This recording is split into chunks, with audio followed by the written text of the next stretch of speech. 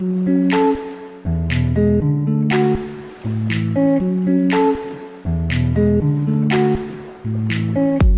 désengorger Dakar et rééquilibrer l'armature urbaine, le Sénégal a mis en place une nouvelle politique de réalisation des pôles urbains.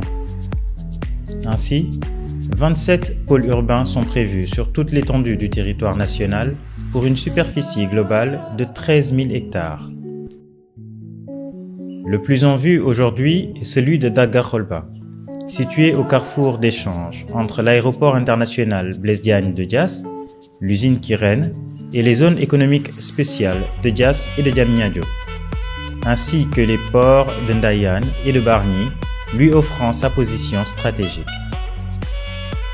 Avec 2870 hectares, ce pôle urbain est réparti en ensembles cohérents regroupant des zones industrielles, artisanales et logistiques aménagées le long de la route nationale numéro 1, couvrant une superficie de 380 hectares. Une voie commerçante de 100 mètres d'emprise sur plus de 3 km et des centres d'affaires aménagés au sud de la route principale. Des villages traditionnels existants et leurs zones environnantes qui seront intégrés, préservés et restructurés sur 379 hectares. Des équipements et espaces verts, business parks et zones boisées sont prévus sur une superficie de 627 hectares pour assurer une qualité de vie agréable aux habitants. Le pôle urbain de Daga-Kholba comporte également des zones résidentielles et d'habitat avec plus de 60 000 logements constitués de villas et d'appartements sur une assiette foncière de 1394 hectares, représentant 40% de la surface totale. Les parcelles d'habitation varient entre 150 et 200 mètres carrés pour les logements sociaux et économiques et 300, 500 et 1000 mètres carrés pour les logements moyens et haut standing en pavillonnaire et en immeuble R+5. Pour assurer un cadre de vie agréable, chaque unité de voisinage peut fonctionner de façon autonome avec tous les services de base à proximité. Un centre d'équipement collectif à l'échelle du quartier regroupe des lieux et commerces, des écoles, les centres et postes de santé et des espaces de détente. Tout ce qu'il faut pour bien vivre.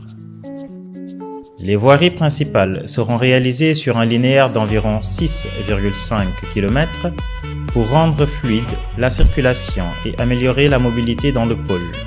La mobilité à l'intérieur des quartiers et la connectivité aux infrastructures aéroportuaires et portuaires sont garanties grâce à une voirie bien structurée dont les emprises varient entre 20, 40, 60 et 80 mètres, offrant des possibilités d'aménagement paysager, de pistes cyclables et de voies piétonnes, gage d'un environnement sain et d'une bonne santé des populations.